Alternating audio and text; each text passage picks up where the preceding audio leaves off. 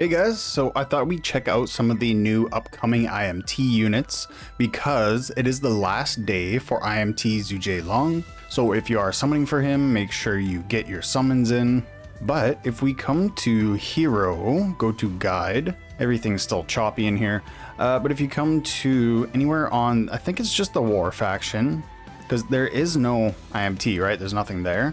We come in the War faction, we head down here, we can actually see the new units. I guess they didn't know that they're in here, because that doesn't look like they're supposed to be in here. Anyway, we can check them out. So we'll check out the ones I haven't released yet. We got Daen Holy. So basic attack is a vertical row, deals 75% damage, 1 stack of resolve, which is a 5% attack buff up to 7 times, so it's 35%. His actual skills, vertical row, deals 200% damage. The target has more than 50% HP after the attack. Pursue with an additional basic attack. So, things okay, I guess. Come to his talent. When an ally is attacked, Zhao Yun has a 50% chance to gain 1 stack of resolve if HP is lost during the turn, excluding direct damage. Both Daen Holy and the ally have a 100% chance to gain 1 stack of resolve. So, I'm going to be getting a lot of attack buffs from him. At 11 star, when he's attacked, allies with resolve have a 30% chance to block, reducing damage taken by 20%. So it's a chance to reduce it by kind of a low percent. Doesn't seem too good to me. Daen Holy will counter the attacker with a basic attack up to 7 times per turn. That could be good. So not only is he giving resolve, which is an attack buff, it's going to allow him to do a bunch of extra attacks. Upon entering battle, gains 1 stack of resolve and inflicts petrify on all enemies for 1 turn. Skill cast 60% chance to this happens every time now.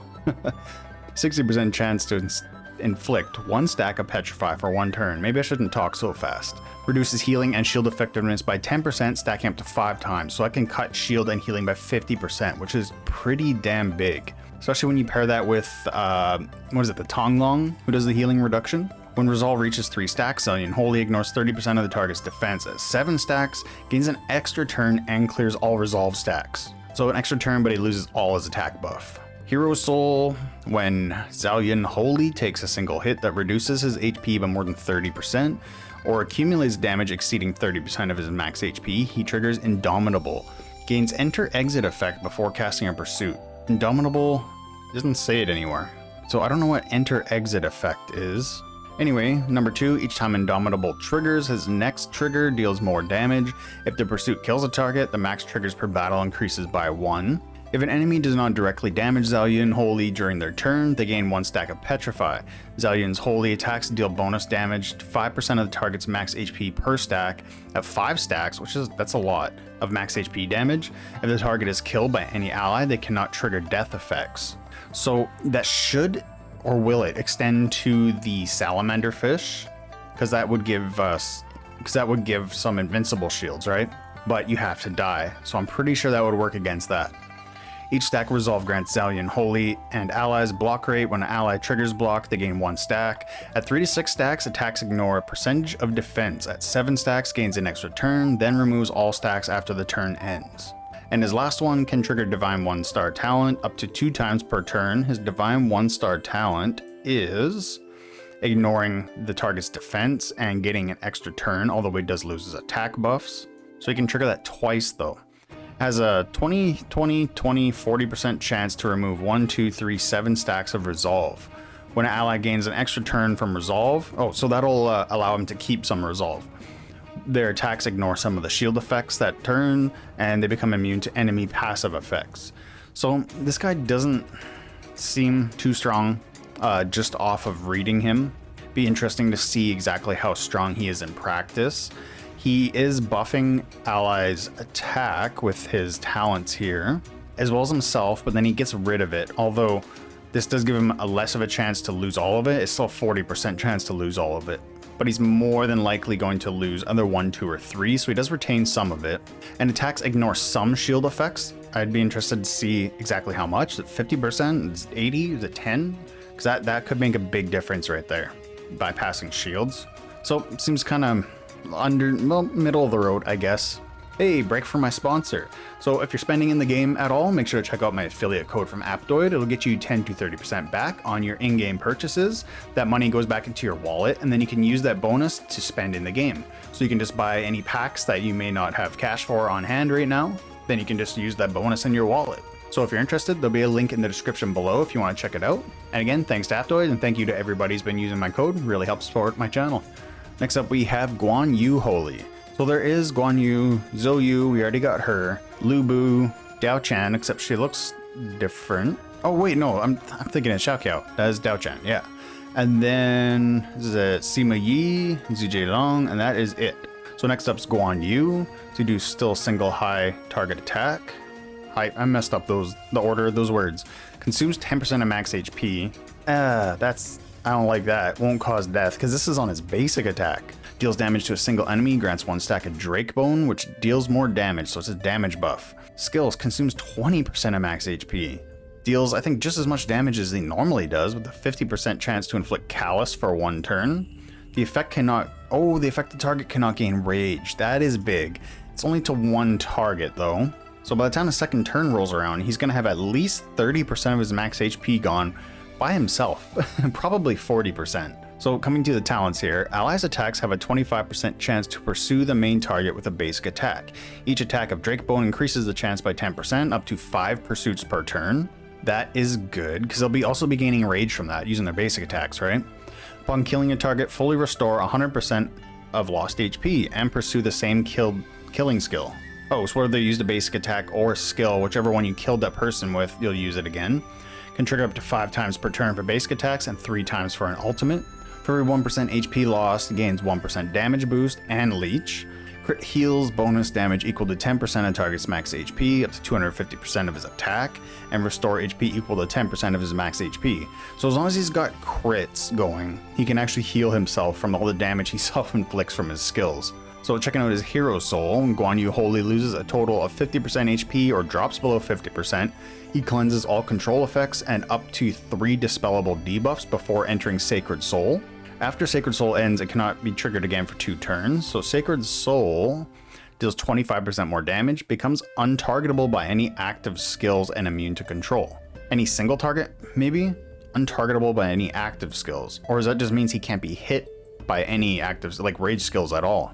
Because he's not really being targeted by an AoE, it just hits everybody, right? If only 1 ally survives at the end of the round, the effect is immediately removed. So Hero Soul 2, if an ally's basic attack targets an enemy below 25% HP, he will always trigger his 9-star talent, which is that pursuit attack. Upon entering Sacred Soul, restores 2 rage and grants all other allies damage reduction until Sacred Soul is removed.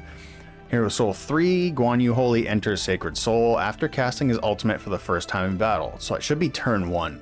While in Sacred Soul, he gains a leech and guaranteed hits, does not lose HP when using basic attacks or skills. Thank you. Thank you. Finally, but you need to get a Martial Soul 3 before he stops killing himself. But at Martial Soul 3, since he enters at the beginning of the battle, he'll also give everybody damage reduction, so that's not bad. Martial Soul, or Hero Soul 4, after Sacred Soul ends, recovers 4 rage and acts first on the next turn. If HP is still below 60%, instantly restores HP and gains a leech. That is pretty nice. Cooldown reduced to 1 turn. Guan Yu Holy attacks have a chance to ignore unyielding effects. Right on. If you put that fish on him that ignores unyielding, or wait, no, that was invincible. Unyielding. I just realized that. Unyielding. That is big. This is the only thing in the game right now that can do that, I'm pretty damn sure. So while in Sacred Soul, the HP threshold for guaranteed pursuits and unyielding ignore chance increases to 50%, guaranteed to trigger Callus, which is the rage ban. You can't gain any rage? Yeah. This guy seems good, but you gotta get him to like at least, what is it, Martial Soul, or I'm just gonna call him Martial Soul, Hero Soul. They're interchangeable to me right now. Hero Soul 4 or Hero Soul 3, so at least he doesn't hurt himself so much. So this guy seems pretty good. Next up, we got Zhou Yu IMT. Hopefully something for a fire team. Blaze, I see Blaze, so yeah, fire team. Attacks the enemy vertical row, dealing 60% damage, 100% chance to inflict 1 stack of Blaze.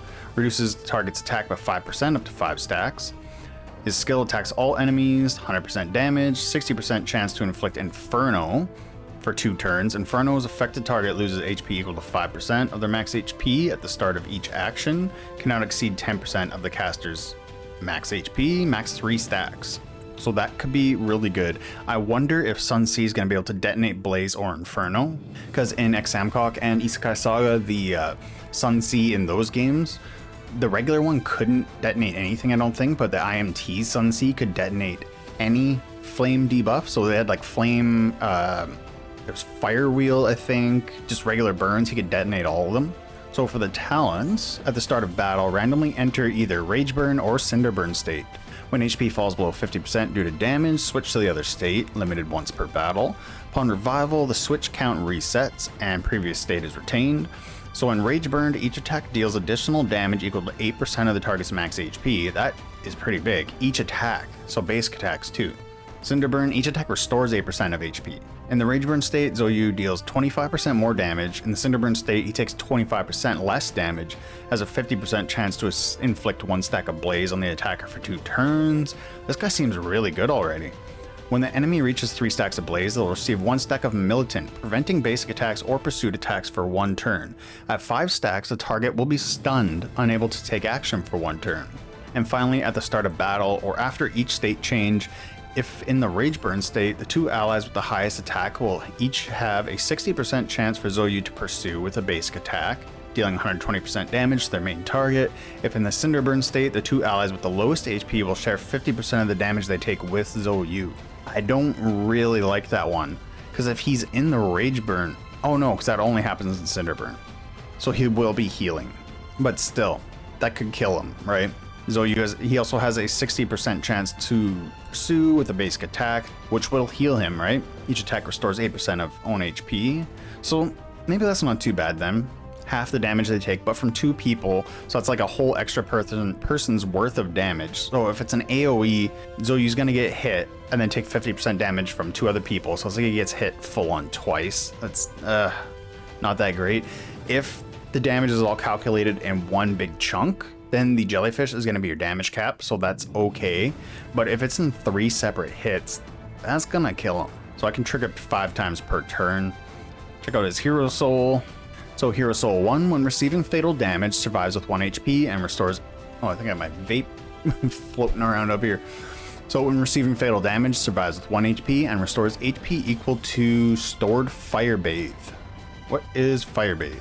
Stores damage dealt in Rage Burn, otherwise stores damage taken and damage dealt in Cinder Burn. Okay, so I can heal him full. If healing exceeds 50% of max HP, it resets the state switch cooldown. Upon state switch, Yu IMT removes all debuffs, casts an ultimate, and deals extra Fire Bathe damage that's shared equally among all targets. And then Fire Bathe resets. When triggering Hero Soul 1 effect from fatal damage in Cinder Burn, inflicts Undispellable Stun on the attacker and Undispellable Blaze Wind on the 2 enemies with the lowest attack. If in Rage Burn, restores 4 rage and gains an extra turn. Damn. When an enemy is marked with Inferno attacks, there's a chance to redirect the attack to a random ally of the enemy with a basic attack. If the enemy attacks an ally, the damage is stored in Fire Bathe, and Zhou will pursue the target with a basic attack. So he marks them with Inferno. If they're marked with Inferno, a chance to redirect the attack to a random ally. Why would you want to do that with a basic attack? But if that enemy attacks ally, damage is stored, so that's good. And finally, when a target is marked with Inferno, gains or loses rage, has a chance to steal it and apply it to himself. Okay, and the allied hero opposite the target. If Zhou's IMT rage exceeds 6, he consumes all of it to attack. For every 4 rage consumed, he casts his ultimate once. So if you can stack up some rage on this guy and he gets this off to gain even more rage, he could cast his ultimate several times. It's just that his ultimate stacks, right? But even at max stacks, that's only 15% of their max HP. That's not very high. He seems really, really good, but it seems like he's probably gonna lack some damage unless we can get somebody to detonate these. Like if you had Sun C on the team, that would be really, really good. So when this guy comes out, I think Sun C is gonna shoot up in the tier list. Okay, we're half done. Next up, let's check out Lubu. So his basic attack, single target. His skill cannot cast skills, so it's just like Lubu. Basic attacks consume 1 rage to deal... Basic attacks? Oh, wait, yeah. Consume 1 rage to deal extra damage equal to 12% of the target's max HP. Damage cannot exceed 250% of own attack. Is that even better than regular Lubu? Because he gets extra damage, up to 200% extra damage. So we get 200% extra damage, or up to 250% of his own attack. This seems a lot lower. I hope it's not in practice. After every 4 basic attacks, unleash Ruthless Slayer on all enemies, dealing 80% damage and ignoring defense, gains 1 stack of Skullbrand, increasing damage dealt by 5%. Skullbrand cannot be dispelled and stacks up to 9 times. Okay, so he does get 45% damage from that. Still nowhere near 200%. After an ally is attacked twice in a turn, every subsequent attack against them has a 100% chance to trigger his pursuit. To the attacker with the basic attack, each enemy can be pursued up to 2 times per turn. Oh wait, oh they do consume 1 rage. So it doesn't matter, you can pursue 5 times in a turn. After that first attack, oh no, because only consuming 1 rage to deal 12%. Okay, so he'll have 45% damage buff, up to 45%, and then twice per turn pursuit, plus his original one. So that's 36% max HP is damage. But to the target, can he do an AoE? I guess we'll see. When an ally lands a crit, 50% chance to pursue with a basic attack. Each ally can trigger this effect once per action, 5 times per turn.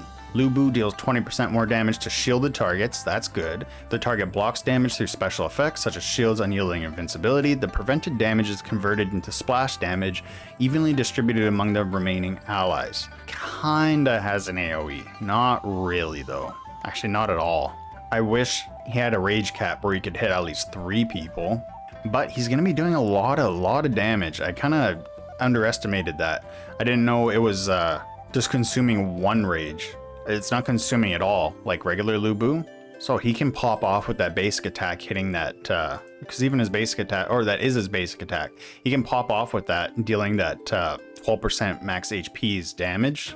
So at the start of battle, he inflicts 1 stack of Rampage on all enemies. Enemies with Rampage have an HP execution threshold. He prioritizes enemies at or below this threshold for execution. What is the threshold though? Oh, I had it on the wrong one. Turn details off and you get the details. 25% HP execution threshold. Enemies at or below this threshold for execution ignores HP reduction limit shields, but excludes unyielding, which is okay. Unyielding's gotta stay good, right? You can execute up to 2 enemies per turn though. I think I'm gonna turn this back on. That's just, this video is gonna be long enough as it is. So inflicts 1 additional stack of Rampage on all enemies. Each stack reduces healing received and shield gain. It's by 10%. For targets with multiple Rampage stacks, each stack increases their execution threshold.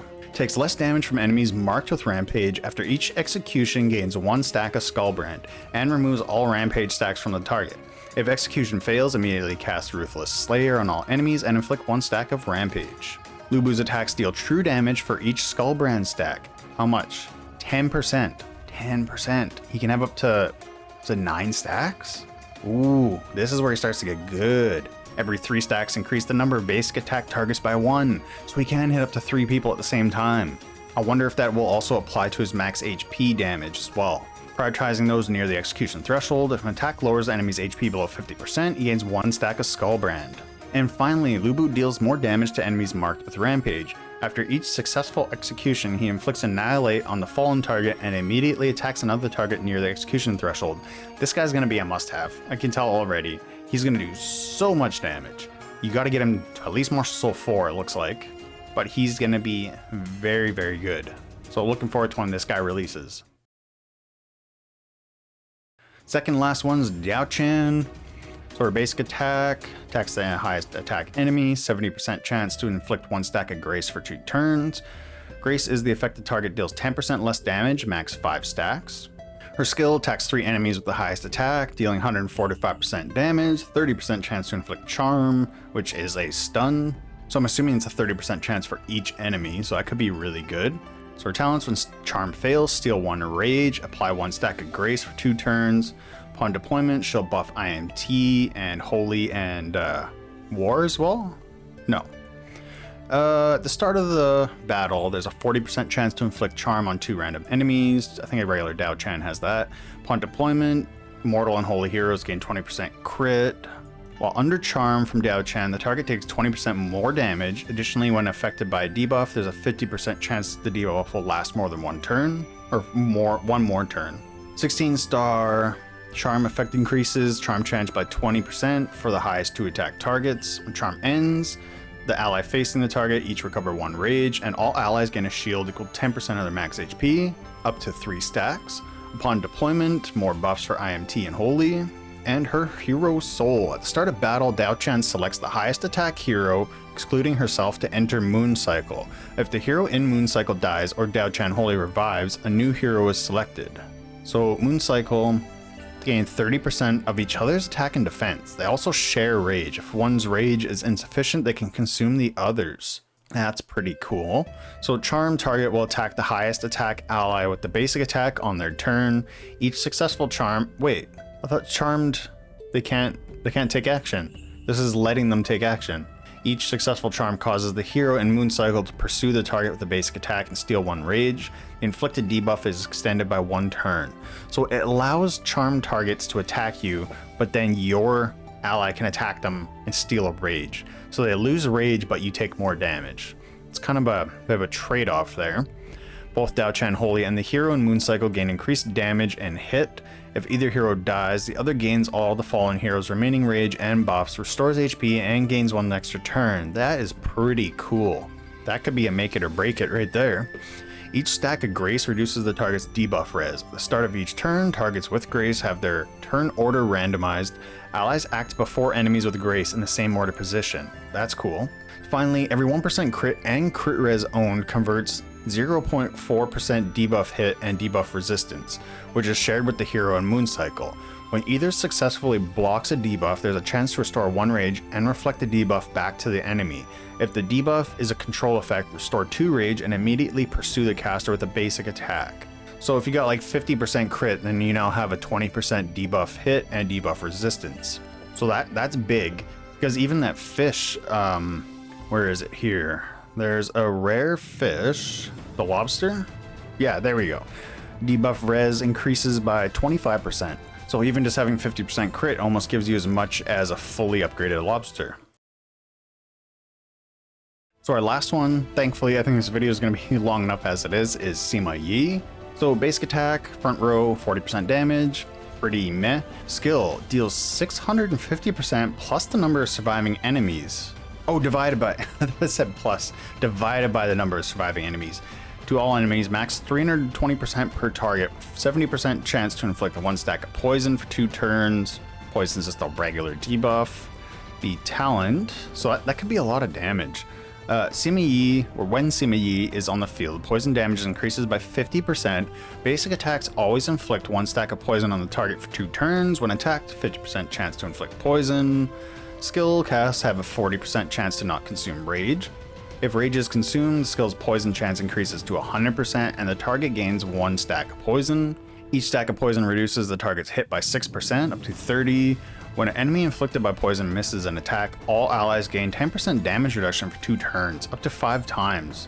Or stacking up to 5 times triggers up to 5 times per turn, so that is going to be pretty crazy. Although you do have to rely on the missing. So he does reduce the target's hit, but there's a lot of ways to increase your hit too. When casting the skill, the damage multiplier increases by 60% for each poison stack on all enemies. Wow, that is gonna be huge. Even if he's got 1 stack on everybody, that's 360%. What do you already have? So that's what, 1100%?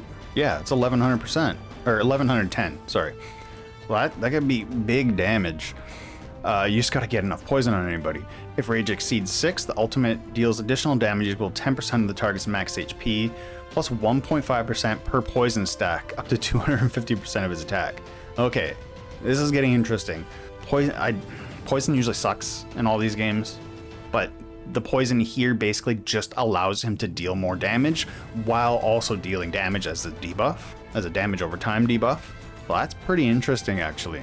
At the start of a poison target's turn, has a chance to inflict poison on them and adjacent unpoisoned allies, even more poison. Triggers once per extra action, dealing poison damage. When an enemy resists or cleanses Sema Yi IMT's poison, has a chance to deal pursuit damage and restore 1 rage. So that is the thing though, it is a debuff, it can be resisted. There is Sanctum from a unit, from that fish. There's a rare fish and a big fish that can both resist debuffs. He's really reliant on landing poison debuffs, but there's a lot of ways to resist poison debuffs or to cleanse them, right? So at least when an enemy resists or cleanses it, he has a chance to deal pursuit damage, but that's still not enough because those poison stacks really add up his damage for his skill. The Hero Soul 3 is not there for some reason. Number 4, upon death, he detonates all poison stacks, healing allies for 30% of attack per stack. So one last FU on his way out. Wish there's a way to detonate them without him dying though. And when any unit dies, he gains attack and inflicts 1 stack of poison on all enemies. If he lands the kill, he absorbs all the target's rage, and if ally dies, gains extra attack. I don't know how important that one is. Absorbing all their rage is cool, but we have Zhuge Long, we've got the Tiger. Do we really need more rage? All the way up to Martial Soul 5. 4 would be kind of cool, but then you're banking on, and I'd hate when units have to die to do something good, right? So right now, only Martial Soul 1 in my mind is like necessary because that helps spread his poisons more. But yeah, that is all of the new units. My team's very slowly coming along. I'm having the worst luck imaginable. I don't know what is going on. I kind of wanted Sema Yi. I just got my first copy of him the other day. Yeah, right there. No copies of Guo Jia. I got lucky on some faction summons. I got some Lubus finally. But yeah, it's rough over here. So anyway, let me know which unit you're looking forward to. I think, was it Zhou, Lubu, and Sema Yi probably look the best. Guan Yu looked pretty good as well. Dao Chen and Zhou looked not very good, but they can't have everybody be the best, right? So yeah, let me know who you're looking forward to, who you're gonna summon on, who you're saving for. If you're still here and you're not subscribed, make sure you subscribe because I'll be coming out with more videos for Samkok New Force. And until then, I'll catch you next time. See ya.